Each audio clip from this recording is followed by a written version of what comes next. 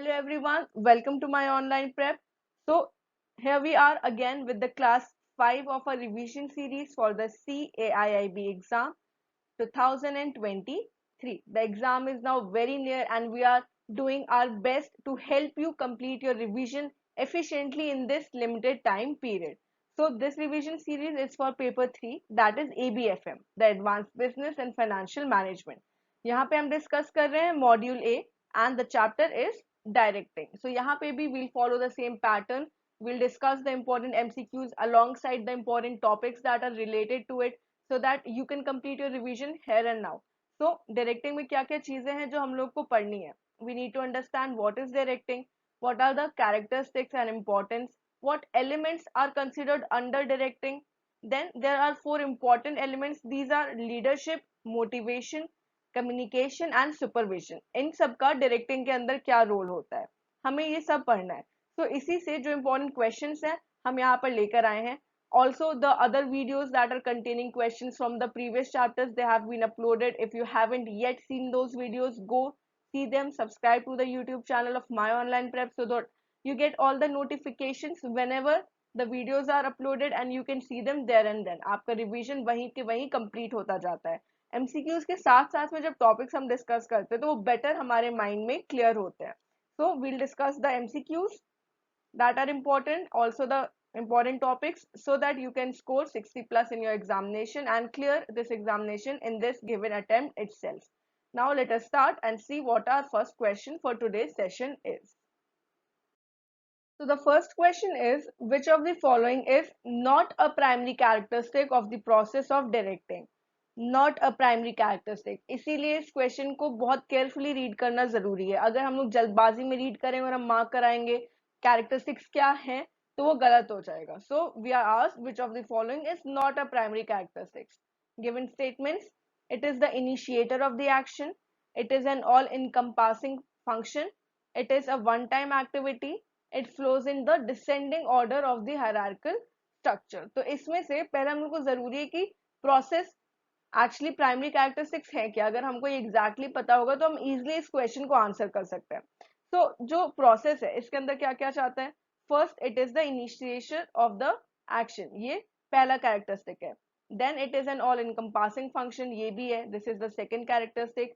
Third characteristic, it is one time activity. नहीं, ये one time activity नहीं होती है, it is actually a constantly occurring process. It is a constantly और continuously occurring process. तो ये गलत हो गया, 3 को हम लोग गलत कर देते हैं. And then it flows in the descending order of the hierarchy. It flows from the leaders to the followers.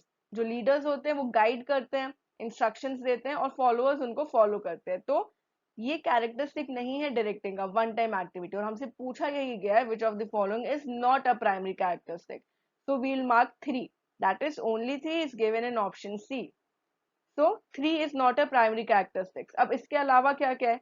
पहला तो initiator of the action, then encompassing function, constantly, it moves in the descending order, then it is a human factor. It is a human factor.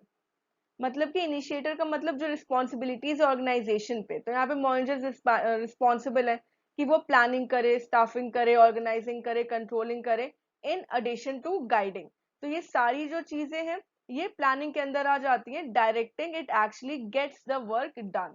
ये बाकी सारी चीजें, planning, controlling हो गया, staffing हो गया, ये सब थ्योरेटिकल है. बट प्रैक्टिकल क्या है, it is directing. So it gets the things done. तो ये ह्यूमन फैक्टर है. किस तरीके से, फिर ये ऑल इनकम्पासिंग फंक्शन है, इसमें सारी चीजें आती हैं. मतलब कि जो गाइडेंस है it is present at every stage.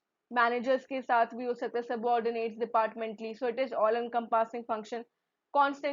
Constantly लोगों को गाइडेंस की जरूरत होती है, मॉनिटरिंग की जरूरत होती है. तो it is a continuous process. एक बार गाइड कर दिया और काम चलता जाएगा, ऐसा नहीं होता है.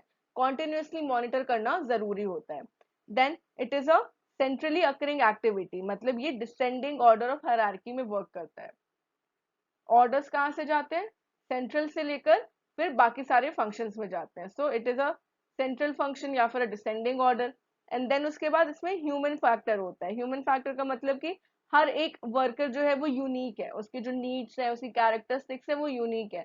जिस तरीके से उनको गाइडेंस प्रोवाइड की जाएगी वो डिफर करता है, differs from individual to individual. So it is very important to consider the human factor as well. So these are the 5 characteristics and one time activity characteristic नहीं है. So we will mark C as a right answer.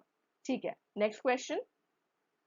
The next question is, which of the following is not typically considered a trait of effective leadership? तो अगर हम लोग revise करें, leadership क्या होता है? It is the ability to influence others. अगर मैं एक अच्छी लीडर हूं तो बाकी सारे लोग मेरी बात सुनेंगे, मैं लोगों को इन्फ्लुएंस कर पाऊंगी. So the ability to influence others into doing some task, ये होता है लीडरशिप. लीडरशिप की कुछ कैरेक्टरिस्टिक्स होती हैं. यहाँ पूछा गया है कि क्या इनमें से कोई कैरेक्टरिस्टिक ऐसी है जो लीडरशिप का पार्ट नहीं होती है. We are asked not. So statements can the ability to inspire and motivate others, the high level of intelligence and maturity, complete independence from the team, and the ability to shape group behavior to achieve organizational aims. तो इसमें से क्या characteristic नहीं है? ability to inspire and motivate others, ये तो definition में ही आ गया. it is the ability to influence people. तो ये नहीं होगा, इसको हम लोग कह देते हैं कि ये कैरेक्टरिस्टिक है. फिर a high level of intelligence and maturity, अगर जो लीडर होगा उसके पास इनफ स्किल्स नहीं होंगे, वो इंटेलिजेंट नहीं होगा, तो लोग उसकी बात नहीं सुनेंगे, लोगों को सोचेगा कि वो बेटर डिसीजन नहीं ले सकता है. तो ये भी एक कैरेक्टरिस्टिक होता है. Then complete independence from the team, अगर वो कंप्लीटली इंडिपेंडेंट है, मतलब वो टीम के साथ कोऑर्डिनेट नहीं कर रहा है, अगर वो कोऑर्डिनेट नहीं करेगा तो इफेक्टिव रिलेशनशिप्स नहीं होंगी, लोग उसकी बात नहीं सुनेंगे. तो लीडर को कंप्लीटली इंडिपेंडेंट नहीं होना चाहिए है, उसको क्या करना चाहिए, उसको कोऑर्डिनेट करना चाहिए, टीम के साथ रेगुलरली कम्युनिकेशन में रहना चाहिए. सो एक तो ये हो गया, it is not a trait of effective leadership. Then the ability to shape group behaviour to achieve the organisational aims, ये तो है, ये एम है इफेक्टिव लीडरशिप का. तो इसमें से क्या नहीं है? It is 3, only 3 which is given in option D.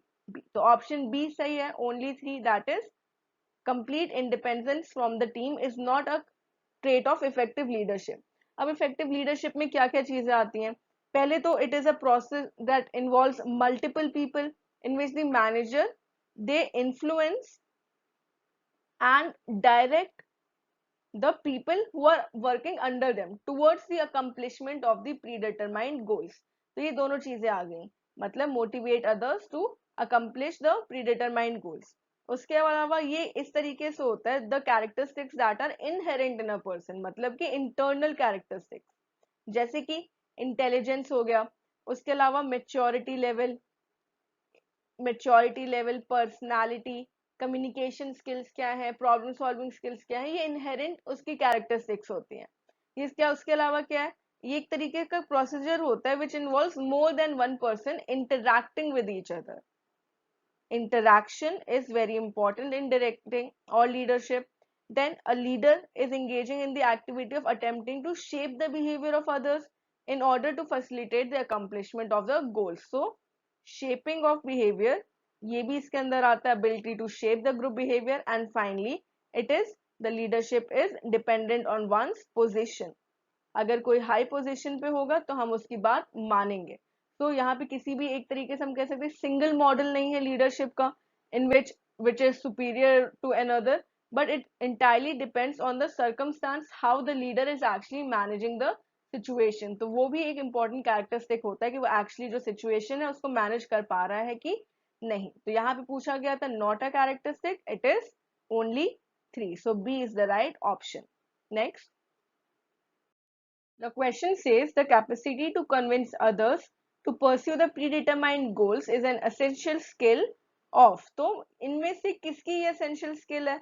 The given statements are team members, leadership, managers or the human resources.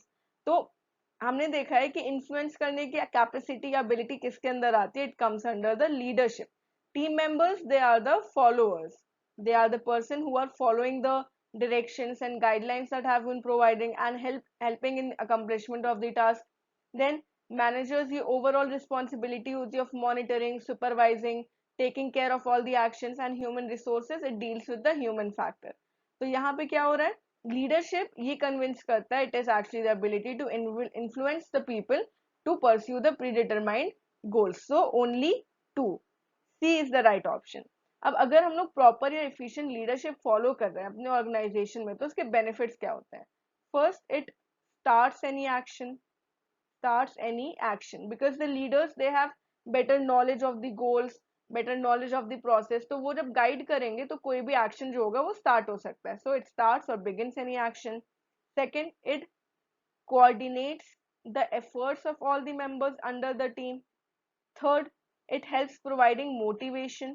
जो लीडर्स होते हैं उनकी एक ये इफेक्टिव स्किल होती है कि वो मोटिवेशन प्रोवाइड कर सकते हैं, जो भी लोग उनके अंदर वर्क कर रहे हैं उनको मोटिवेट करना. Then it helps in maintaining the equilibrium, मतलब कि कंपेलिंग लीडरशिप क्वालिटीज किस में करती है? कम्युनिकेशन. उनकी वजह से कम्युनिकेशन क्लियर एंड कंसाइज होता है, स्ट्रिक्ट ओवरसाइट प्रोवाइड करते हैं वो, एफिशिएंट एंड इफेक्टिव मोटिवेशन, इसकी वजह से इक्विलिब्रियम होता है जिसमें कि workers they are satisfied. Then they also help in adapting to the changing situation. They help in adapting to the changing situation. वो अगर कोई भी चेंज है जिसको रेजिस्ट कर रहे हैं उसके टीम मेंबर्स तो उनको समझा सकते हैं कि एक्चुअली ये चेंज बेनिफिशियल है उन्हीं के लिए, तो they help in adapting. And finally they make the efficient use of the available resources. Most efficient way, most optimum way of the resources, it has been prescribed by the leaders. So ये सारी leaders के benefit होते हैं, अच्छी leadership की qualities होती हैं. So C is the right answer. Next, the question says which statement best describes the concept of leadership? Leadership को describe करने के लिए क्या statement best है, best suited है? Statements are the process of imposing authority over subordinates, the act of ordering others to follow strict rules, the process of inspiring others to work towards a common goal, the act of doing all the tasks by oneself to avoid mistakes by others. तो अगर हम लोग commonly भी सोचे, अगर कोई जबरदस्ती हमको स्ट्रिक्टली रूल्स फॉलो करने को बोलेगा, मतलब वो अलग से हमको मोटिवेट नहीं कर रहा, बस बोल रहे नहीं फॉलो करते जाओ, बता नहीं रहे क्यों, तो हम उसको फॉलो नहीं करेंगे, वो एक अच्छा लीडर नहीं होगा. उसके अलावा अगर मैं खुद ही से सारे टास्क करते रहूं और जो मेरे टीम मेंबर्स हैं उनको कंट्रीब्यूट करने का मौका ना दूं, ये सोच के कि वो लोग गलत करेंगे, तो मैं उनकी एबिलिटीज को क्या कर रही हूँ, मैं अंडरमाइन कर रही हूँ, तो ये लीडरशिप के अंदर नहीं आता है. लीडरशिप के अंदर क्या आता है? The process of inspiring others to work towards a common goal, the common goal of the organisation. So what is the best statement? It is 3, that is only 3, option D. यही एक statement है जो actually describe करता है leadership को. Leadership पे क्या होता है, अगर हम लोग फिर से देखें प्रॉपर, तो डायरेक्शन एट ऑल लेवल्स, ये होता है एक एफिशिएंट लीडरशिप की कैरेक्टरिस्टिक्स, मतलब कि हर एक लेवल पे गाइडेंस डायरेक्शन प्रोवाइड करना. Then representative of the organisation, a leader is a representative of the organisation, तो अगर वो खुद ही से सारे टास्क करेगा, अगर वो एरोगेंट होगा, तो ये ऑर्गेनाइजेशन की रेपुटेशन पे एक नेगेटिव इम्पैक्ट क्रिएट करता है. Then third is helping interaction as well as coordination and reconciliation of the personal goals with the business goals, मतलब कि जो पर्सनल गोल्स हैं और बिजनेस गोल्स हैं, कॉमन गोल्स, उसको अचीव करने में, मतलब कि सब लोग अपने अपने गोल की तरफ ही ना बढ़े, वो बिजनेस गोल की तरफ भी बढ़े. And also it has the responsibility of garnering support, it garners support. अगर किसी भी एम्प्लॉय को कोई कम्युनिकेशन की प्रॉब्लम हो रही है या फिर उसे कोई या फिर उसको कोई टास्क समझ में नहीं आ रहा, तो वो सपोर्ट प्रोवाइड करते हैं, अपने एक्सपीरियंस को यूज करके वो सोल्यूशन देते हैं. And finally a good leadership और a good leader they act as friend, philosopher as well as guide to the people under them. जो एक अच्छा लीडर होगा जिसके अंदर अच्छी लीडरशिप स्किल्स होंगी, वो गाइड की तरह एक्ट करेगा, फ्रेंड एंड फिलोसोफर. अगर जो मेंबर्स है उनको कोई प्रॉब्लम है और वो बिना किसी भी हेजिटेशन के अपने लीडर को अप्रोच कर पा रहे हैं, तो वो एक अच्छी लीडरशिप की क्वालिटी होती है. तो यहाँ पे क्या पूछा गया, which statement best defines? So it is the process of inspiring others. Authority impose करना, ऑर्डर करना या फिर सारे काम खुद से करना, ये लीडरशिप के अंदर नहीं आता है. सो D, that is only 3 is the right answer. Next, the question is which attribute is not generally linked to effective leaders? Not generally linked. अभी पूछ रहा है कि इनमें से कौन सी क्वालिटी इफेक्टिव लीडर्स की नहीं होती है. Options, first we need to see the statements. Stubbornness, intelligence, maturity level, good personality traits. अब यहाँ पे अगर मैंने क्या किया, मैंने देख लिया which attribute is generally linked to the effective leaders, तो मैं क्या कर दूंगी, मैं 2, 3 एंड 5 को मार्क कर दूंगी और सही कर दूंगी. बट एक्चुअली इसमें पूछा गया क्या एक्चुअली रिलेटेड नहीं है. So stubbornness is one quality that is not linked to the effective leaders, only one. अगर कोई लीडर स्टबर्न है मतलब वो दूसरे की बातें नहीं सुन रहा है, वो बस अपनी बात को सही कर रहा है, वो किसी और के ओपिनियन को कंसिडर कर ही नहीं रहा, वो स्टबर्न है. उसके अलावा इंटेलिजेंस क्यों जरूरी है? अगर इंटेलिजेंट होगा लीडर तो फिर मैं उसकी बात सुनूंगी, आई फील कि हाँ इसको मुझसे ज्यादा नॉलेज है. Maturity level, they should have the maturity level to adjust to the situation. किसी पर्टिकुलर सर्कमस्टांस में अगर कोई नया अप्रोच फॉलो करना है तो वो मच्योर होगा तभी उस अप्रोच को वो फॉलो कर सकता है.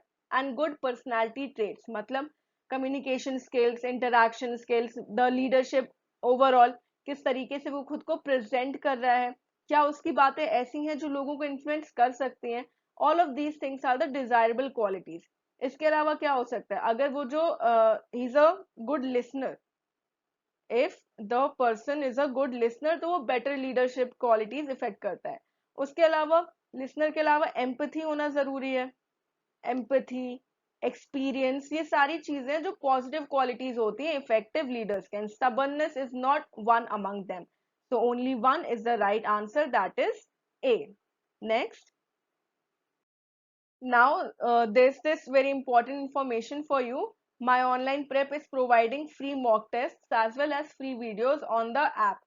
You can download this app from Google Play and you can avail these free mock tests as well as the videos on the app itself. आपको अलग अलग किसी भी साइट पे जाने की जरूरत नहीं है mock test के लिए या videos के लिए. एक ही जगह पे आपको ये दोनों चीजें मिल जाती हैं, that is free of cost. So MCQs जो हम लोग यहाँ पे कवर कर रहे हैं इसी के जैसे और बहुत सारे एमसीक्यूज ऐप पे अवेलेबल है, आप उनको प्रैक्टिस कर सकते हो. फिर अगर कोई भी टॉपिक आपको लगता है जिसमें ज्यादा पढ़ने की जरूरत है, फिर से रिवीजन की जरूरत है, तो आप वो फ्री वीडियोस देख सकते हो. एंड इसके अलावा इसमें हम लोग को मॉक टेस्ट मिलते हैं, लाइव क्लासरूम है, ई बुक स्टडी है, ये सारी चीजें आप पे अवेलेबल है. अपने हिसाब से उन सारी फैसिलिटीज को अवेल कर सकते हो. जो भी स्ट्रैटेजी होगी it should be according to that you can gain 60 plus marks, score 60 plus marks and qualify the test in this given attempt itself. So download the app and avail these particular services. ठीक है, हम next question देखते हैं अब. The question says, what attributes does a leader not typically rely on to garner support and collaboration from the subordinates? जो subordinates है leader के अंदर जो वर्क कर रहे हैं वो लोग क्यों उसको सपोर्ट प्रोवाइड करेंगे, क्यों उसकी बातें मानेंगे? So the statements are maturity, intelligence, inexperience और एक्सपीरियंस. इसमें से ऐसी कौन सी क्वालिटी है जो कि लीडरशिप को सपोर्ट नहीं प्रोवाइड करेगी? It is inexperience, that is only 3. मतलब अगर जो लीडर है वो इनएक्सपीरियंस है, उसके पास बहुत एक्सपीरियंस नहीं है पास्ट में उसको सिचुएशंस को हैंडल करने का, लीडरशिप का, या फिर किस तरीके से फंक्शंस को परफॉर्म करना है ताकि गोल्स अचीव कर सके, तो लोग उसकी बात नहीं सुनेंगे. तो experience is a very important component that is of effective leadership. इसके अलावा क्या चीजें होती हैं? The leader, an effective leader, they have to have vision and foresight. वो फ्यूचर ओरिएंटेड हो, वो देख सके कि फ्यूचर में कौन से एक्शंस होंगे बेनिफिशियल है. उसके अलावा they have to be intelligent, ये तो जरूरी है, ये हमने ऑलरेडी डिस्कस किया है. इसके अलावा द कैपेबिलिटी इन कम्युनिकेशन, अगर वो बेटर तरीके से सारे प्रॉब्लम्स को सुन पा रहे हैं, कम्युनिकेट कर पा रहे हैं सोल्यूशन को, that can be understandable by the subordinates, वो भी इफेक्टिव होता है. इसके अलावा क्या आता है? Objective, they should be clear about what objective they are willing to fulfill. Knowledge, that is experience of the work. Then they should have sense of responsibility, responsibility towards the organization as well as the subordinates or the members of the organization. They should have confidence. If they have self confidence, the people will believe in them, they will be influenced by the leader. And सबसे important क्या होता है? They should be humanist. उनको individuals को समझना चाहिए. अगर वो केवल ऑर्डर्स देते रहेंगे और एक्चुअली जो प्रॉब्लम फेस कर रहे हैं मेंबर्स उसको नहीं सुनेंगे तो लोग उसको सपोर्ट नहीं करेंगे. सो ह्यूमनिस्ट होना जरूरी है. And they should have compassion, they should have compassion towards the fellow members. तो ये सारी चीजें हैं, अगर ये कैरेक्टरिस्टिक एक लीडर में होगी तो उसको बाकी सारे सबऑर्डिनेट्स फॉलो करेंगे, सपोर्ट करेंगे. And here the question is not a typical characteristics to garner support, that is inexperience. C, only 3. Next, the question is, what is not typically An example of extrinsic reward. So this is related to motivation. Motivation हमको किससे provide होता है? Reward से. These rewards can be divided into intrinsic and extrinsic rewards. Intrinsic and the extrinsic reward.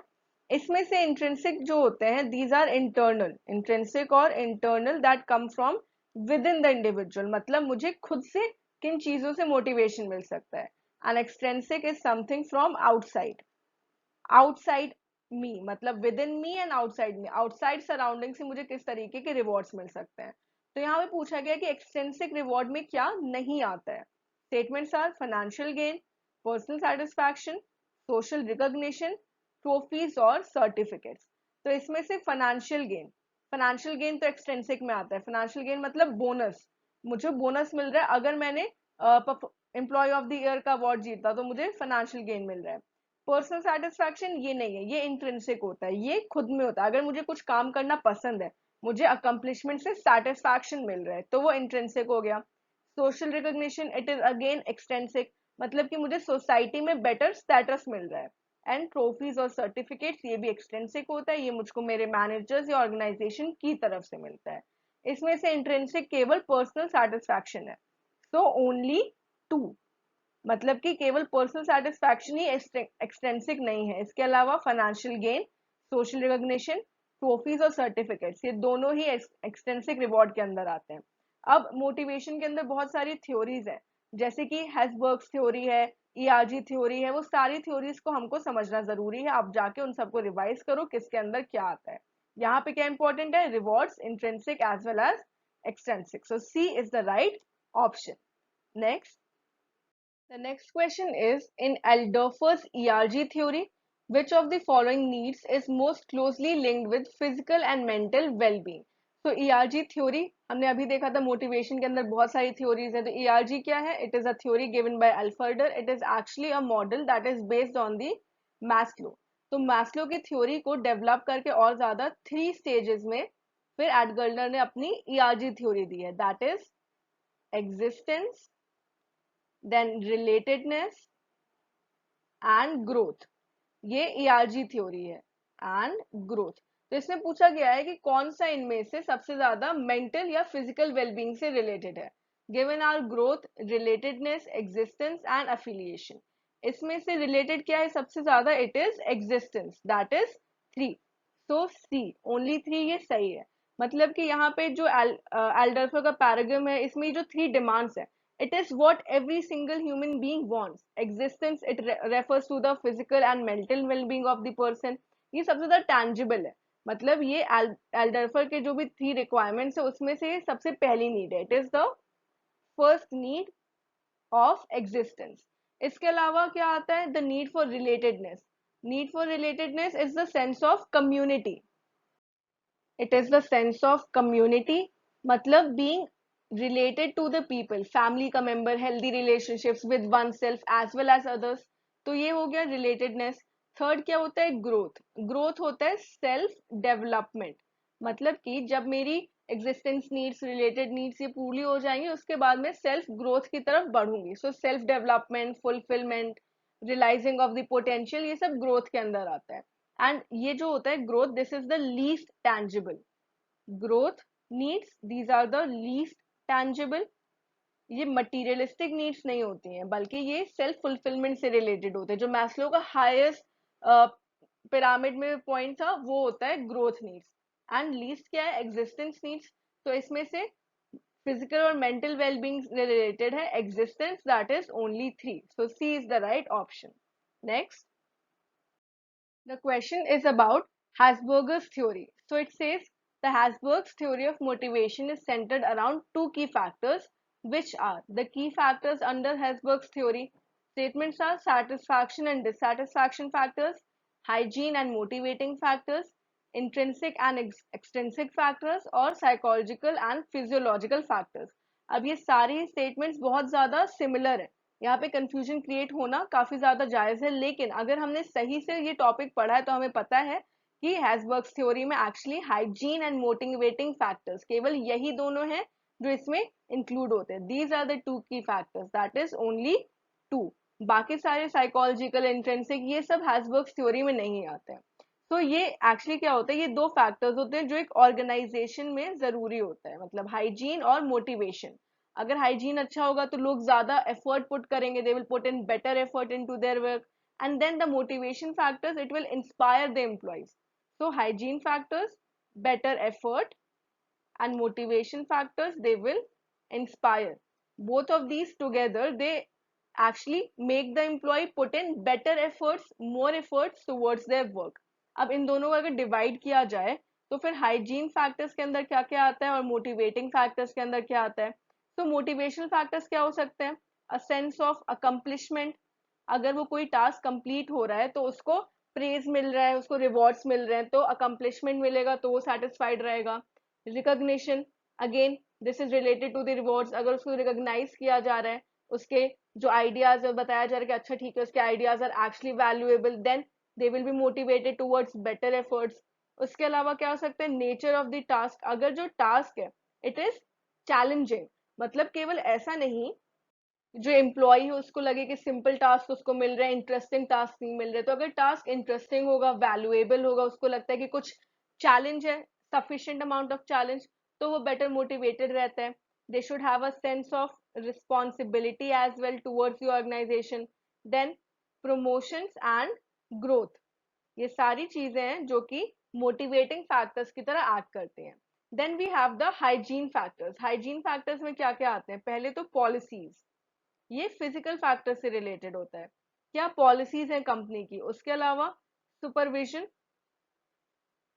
Supervision का level क्या है, जो managers है वो सुपरवाइज कर रहे हैं, मॉनिटर कर रहे हैं, या फिर जो वर्कर्स उन्हें खुद ही से सारे डिसीजन लेने पड़ रहे हैं। Supervision is also under the hygiene factor. उसके अलावा what kind of relationships are promoted, जो रिलेशनशिप है क्या एक्चुअली एम्प्लॉयज को मौका मिल रहा है कि वो बाकी लोगों से कोऑर्डिनेट कर सके, इंटरैक्ट कर सके। देन वर्किंग कंडीशंस, ये बहुत इंपॉर्टेंट होता है, अगर वर्किंग कंडीशंस जो होंगी ये पॉजिटिव होंगी, मतलब कि इनफ कंफर्ट लोगों को मिल रहा है, ऐसा नहीं है कि बहुत ज्यादा नॉइज हो, डिस्टर्बेंस हो, वर्किंग कंडीशंस अच्छी होंगी, वो बेटर एफर्ट्स पुट इन कर पाएंगे, वो डिस्ट्रैक्टेड नहीं होंगे। Then the compensation policies as well as the status of the organization as well as the individual employee, तो ये सारी चीजें हैं, these are the two factors, hygiene and the motivating factors that keep an individual putting better efforts in the organization. So hygiene and motivating factors, that is only two, A is the right option. Next, now this question is again related to the Herzberg's theory. Which of the following is typically considered a hygiene factor, मतलब कि हमको बहुत अच्छे से distinction पता होना चाहिए कि हाइजीन फैक्टर और मोटिवेटिंग फैक्टर्स कैसे अलग हैं। स्टेटमेंट्स क्या हैं, sense of accomplishment, promotion opportunities, company policies और टास्क रिस्पॉन्सिबिलिटी। हमने अभी देखा कि क्या क्या कैटेगरीज है मोटिवेटिंग और हाइजीन फैक्टर्स की। इसमें से जो हाइजीन फैक्टर है वो क्या है, इट इज ओनली 3, मतलब कि कंपनी पॉलिसीज, ये हाइजीन फैक्टर है। बाकी sense of accomplishment, promotion and task responsibility, ये सब क्या है, ये है motivating factors. So these hygiene factors, these are elements of the job, the elements of the job that do not increase the satisfaction but can lead to dissatisfaction if they are absent. If these factors are absent, they lead to dissatisfaction. मतलब कि अगर ये सारे factors नहीं होंगे, company policies नहीं अच्छी होंगी, वर्किंग कंडीशन, स्टेटस, ये सारी चीजें नहीं होंगी, तो जो एम्प्लॉय होगा वो डिससेटिस्फाइड होगा। तो इसमें से जो सबसे अच्छा example, it is the company policies. So this is the right answer, that is B, only 3. Okay, so that's all for today. हमने अभी डिस्कस किया directing as a part of management, that is chapter 5। और directing से related क्या क्या चीजें हैं, leadership, motivation, supervision, ये सारी चीजें क्या कैरेक्टरिस्टिक्स है एक अच्छे लीडर के, ये इंपॉर्टेंट टॉपिक्स है जो एग्जाम में पूछे जा सकते हैं। दे हैव द लार्जेस्ट और the maximum probability of being asked. तो इस एमसीक्यूज को देखने के बाद आपको अपना पोजीशन समझ में आ रहा होगा कि एक्चुअली आपने कौन से टॉपिक्स हैं जो उनको अच्छे से समझ में आ गए हैं और कौन से टॉपिक्स हैं जिनको फिर से समझने की जरूरत है, फिर से री रीड करने की जरूरत है। तो इसके लिए क्या कर सकते हैं, इन एमसीक्यूज को सॉल्व किया, देखो कौन कौन से टॉपिक्स है जहाँ पे लैग कर रहे हो, उनको नोट डाउन करो, फिर उसके बाद उससे रिलेटेड वीडियोस देखो। इस एनालिसिस को और बेटर कर सकते हो through the mock tests that are available on the My Online Prep app. You can download the app and take these mock tests. फिर उसके analysis के basis पे you can see the free videos that are available and you can do your revision in the efficient manner. So download the app. Moreover, if you haven't yet seen the videos that have been uploaded on the YouTube channel for your CAIIB preparation, go see those videos. My Online Prep के YouTube channel पे ये सारी videos आप ही के लिए freely available है. Subscribe the channel so that you do not miss a notification whenever a video is uploaded. Like this video, share this video with your friends. Also, we will meet again in the next video with the next chapter. Till then, keep learning with us. All the best and thank you.